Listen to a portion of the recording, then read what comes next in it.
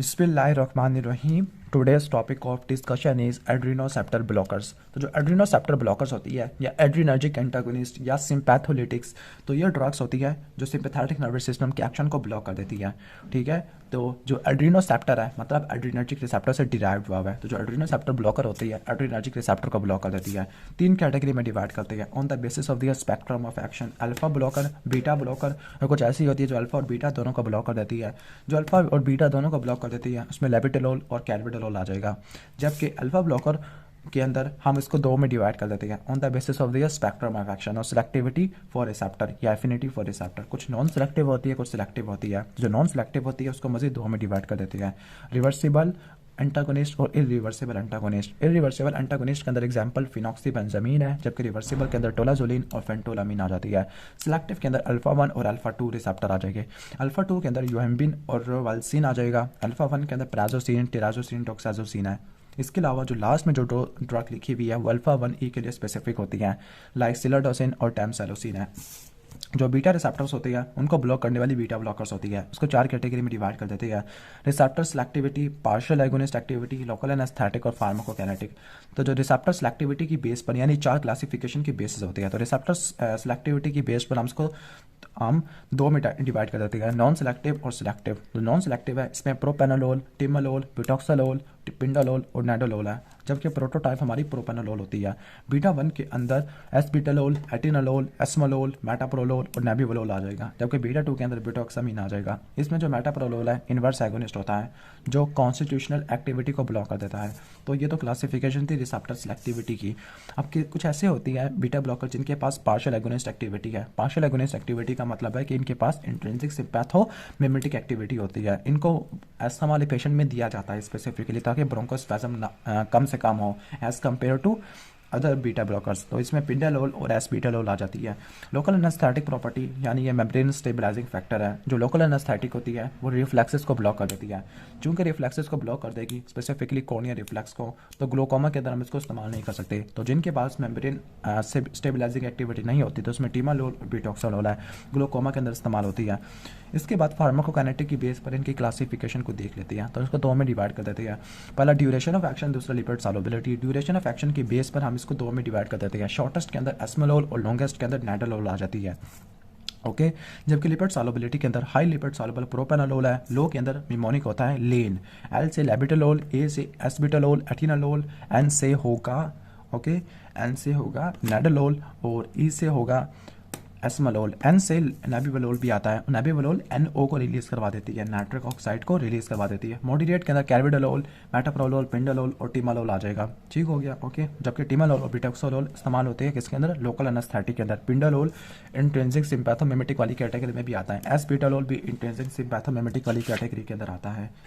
अब हम one by one alpha और बीटा ब्लॉकर को पढ़ लेते हैं, इनकी क्लिनिकल यूजेस को और इनकी टॉक्सिसिटी को पढ़ लेते हैं। तो पहले हम पढ़ लेते हैं clinical uses of alpha blocker को। तो जो अल्फा ब्लॉकर होते हैं तो हम उनको दोबारा से दो में डिवाइड कर देते हैं, नॉन सिलेक्टिव और सिलेक्टिव। जो सिलेक्टिव होते हैं कुछ हाइपरटेंशन को ट्रीट करने के लिए इस्तेमाल होते हैं, कुछ स्पेसिफिक होते हैं बिनाइन प्रोस्टैटिक हाइपरप्लेजिया के लिए, क्योंकि ये अल्फा 1A रिसेप्टर को ब्लॉक करना शुरू कर देते हैं जो प्रोस्टेट के स्मूथ मसल के ऊपर और ब्लैडर की बेस के ऊपर पड़ा हुआ होता है।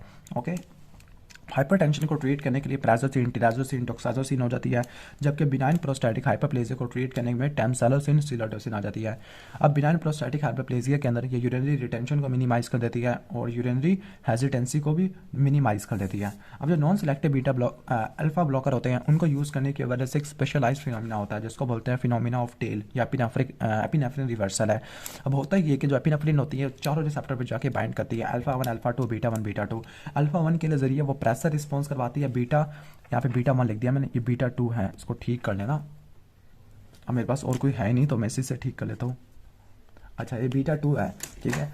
तो जो बीटा 2 के लिए वेजो डायलेशन कराती है, अल्फा 1 से वेजो कंस्ट्रक्शन कराती है।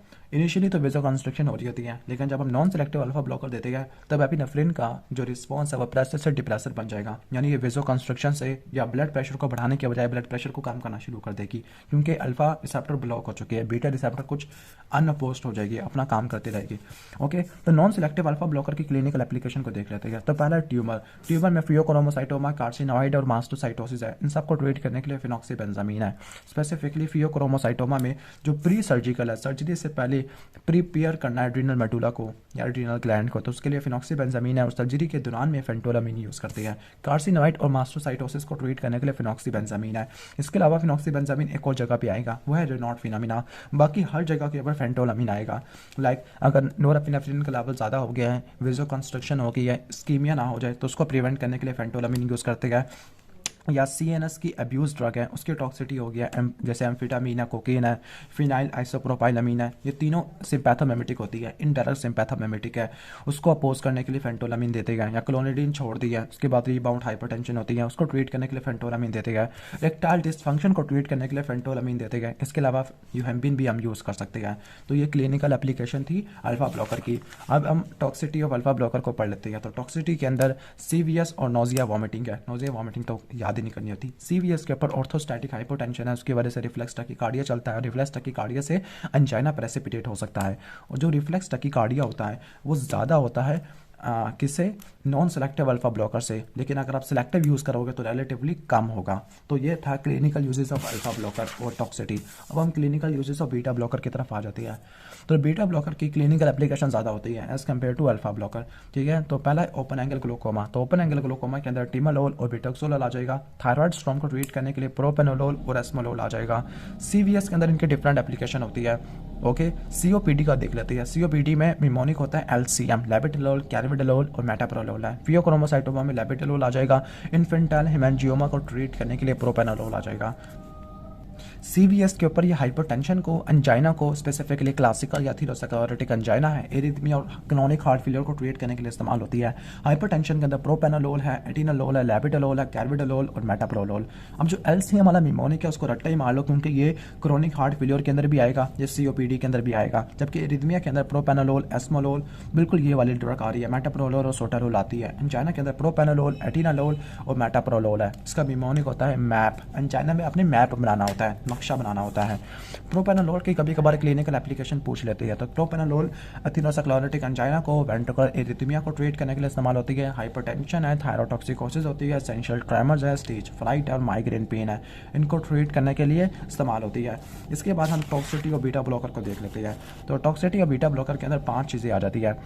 5 सिस्टम के ऊपर इनकी टॉक्सिटी होती है। CVS, रिस्पायरेटरी, एंडोक्राइन, CNS और जेनिटल। CVS में ब्रैडिकार्डिया करवाती है, AV ब्लॉकर, हार्ट फेलियर है। रिस्पायरेटरी के ऊपर सीवियर एस्थमा करवाती है। एंडोक्राइन के ऊपर इंसुलिन की रिलीज को ब्लॉक कर देती है, हाइपोग्लाइसीमिया को मास्क कर देती है, पोटेशियम के सेक्वेस्ट्रेशन को मिनिमाइज कर देती है। CNS के ऊपर सिडेशन, फटीग और स्लीप को अल्टर कर देती है। जेनिटल जेनिटल के केस के अंदर सेक्सुअल डिसफंक्शन करवा देती है। तो ये इनकी टॉक्सिटी होती है। और जो bradycardia, asthma, AV block, diabetes mellitus type 2, acute heart failure, ये इनकी कॉन्ट्राइंडिकेशन है। अगर आपको वीडियो अच्छी लगी है तो वीडियो को लाइक कर देना, चैनल पर नहीं हो तो सब्सक्राइब कर देना। मिलते हैं नेक्स्ट वीडियो के अंदर, तब तक के लिए अल्लाह हाफिज़।